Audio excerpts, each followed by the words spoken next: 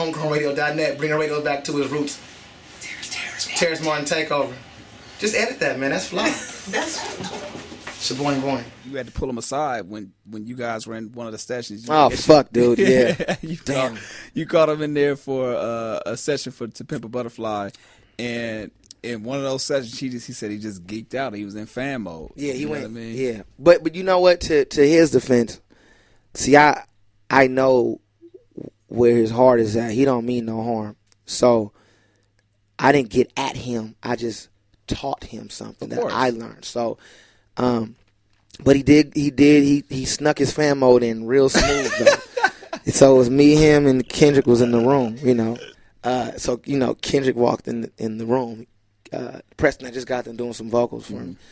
Kendrick walked in the room. He don't Ken. He don't talk like it. Yeah. Yeah, hell yeah, okay, for sure. Boom, zoom, pop, bang. In and out. So he was just sitting vibing to the music. He was in his zone. He was vibing. Look, he's a nice guy. Dot is a nice guy. So he just vibing. And then Preston eats his little ass over next to him, close. Start bobbing his head too. And bobbing his head too.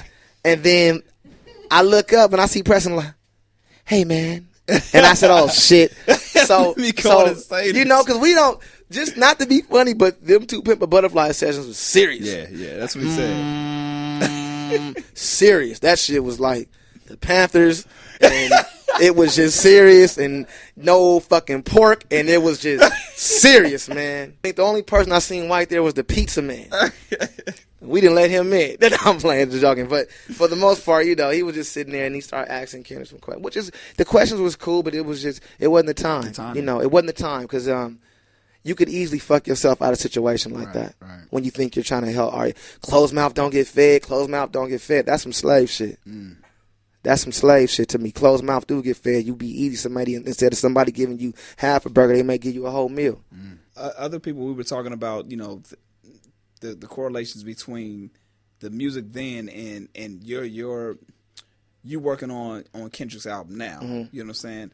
Talk about that.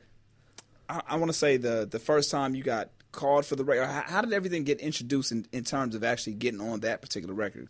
With TDE, it's always the core crew producers. Always has been. You know what I'm saying? Whether it's Willie B, Hutch, Tay Beats. Yeah. You know what I'm saying? It's them. But then it's like they was there, but that's kind of still the second stream. That's still the 18. Of course. It's the second stream. Yeah. The first stream was just me and Soundwave. Right. You see what I'm saying? So it's kind of like forever it was like me, J-Rock, Soundwave, and Kendrick, and that was forever for a long time. So, and then the other cats came through, which inspired a whole nother sound. Right. Because I was playing back then, so the sound I was giving them was very plain West Coast.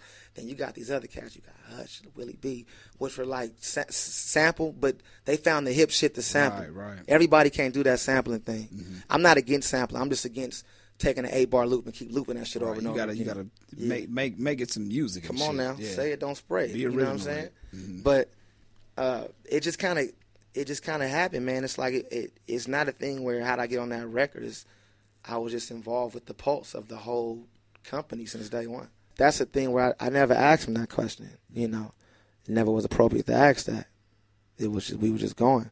But if I could say it, I think it's a story to this record. Like just it's a million of them, but a quick one is if you listen to the concept of the record, songs like Home and well, it's not called Home now. Now it's called Mama. See, it's like a bunch of different titles now on the record. Right. My hard drive says different. So I'm calling the original titles.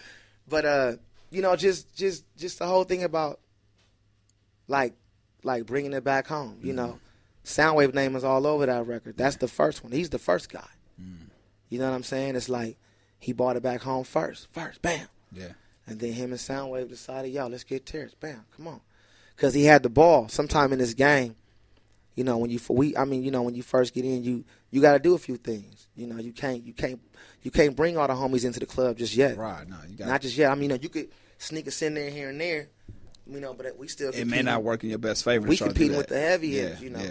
Until we prove otherwise, Yeah. And I think we just prove otherwise through the first one and different movements that we were on our individual levels with me, Robert, and Thundercat. Yeah. So I think everything just worked out, man. But I think he just looked out. Yeah, Shit. but see, the thing Nigga is, just like, looked out. after hearing it, going through the whole album, which song resonated with you the most? Mama. Oh man, that's my favorite song on the record. I remember hearing that beat, man. That, you know, he had I think it was just the first verse. I don't remember the whole thing, but I heard that beat. I think a kid named Knowledge did the beat. Knowledge, is that his name? With Knowledge, he did that beat. I never met the kid ever, but Kendrick played me that. I think he's had a verse or two. I'm not sure, but that record just it really just felt like a way. You know what I mean? It felt like it gave me the energy of like Dilla, Battlecat, just that whole slump. Me. All these people that influenced you. Yeah, it gave me that feeling, and then he's like, "Yo, can you play some bass on it?" I'm like, "What? Of course. What?"